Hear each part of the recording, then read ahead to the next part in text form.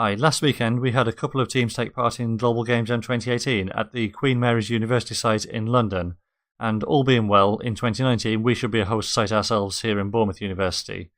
With this video, I just want to quickly show you the game that the team I was on made, and there'll be a link in the description to download the simple game itself and the full source, so you can see how it was done. It was a 48-hour game jam, and of course you can only get so far in 48 hours, but we've got a simple prototype of something which is playable, so let's have a look at it. Right, so here we are in Unity, which we use. I mean, Unity is a nice little engine. It's pretty fast to develop things in. We might have some tutorials about Unity going up in the coming months on the channel, but for now, let's just have a look at this simple game. So, the theme was transmission. So, pretty much all game jams will have a theme that you have to make your game based on in some way. So, the theme in this one was transmission, and the way we've implemented that is our character can transmit a little sonar pulse like this, which will reveal hidden switches and doors. So, see, it's revealed that door up there. And when a door is revealed, it sends off this trail of light towards the switch that opens it, which is there. So we can press that switch. That will now have opened that door. The position of the doors and switches is randomized every time you play the game, so we shouldn't see the same thing twice. The rooms are not randomly laid out in their position because we just didn't have time to implement that. So what I'm going to do here is try and get to that door that we revealed now that I've pressed the switch to open it. Because I know the door's there, I don't need to reveal it again to go through it. I just need to walk up and press E. Right, so in each room you find a code number. As you can see up at the top, I've collected the number 8, and when we've got all 4 digits, we can escape from the maze. We're trying to escape from these guys. You'll notice when the guards see you, their searchlight turns red, which means they're actually chasing the player. When they lose sight of you, it turns orange, and they go back into this kind of scanning around mode, and then eventually yellow, back to patrolling. So let's see, where can we find some other...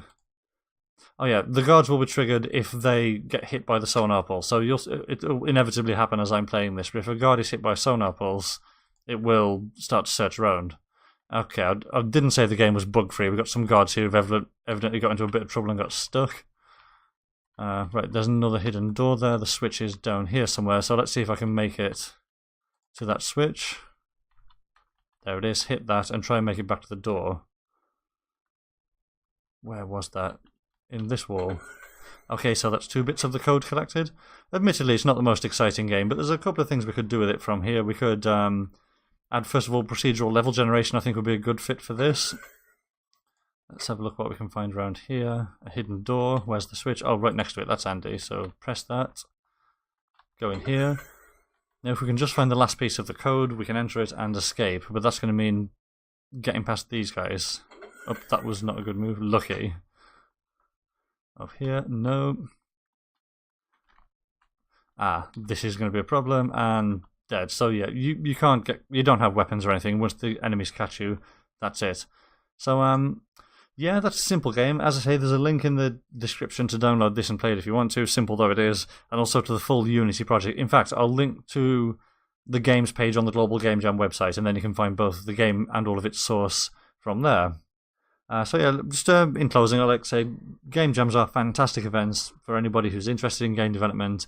Next time one comes up that you can go to, I highly recommend you do.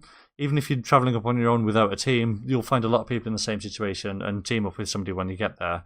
And stay tuned for more news about Global Game Jam being hosted here in Bournemouth in 2019. And thanks for watching.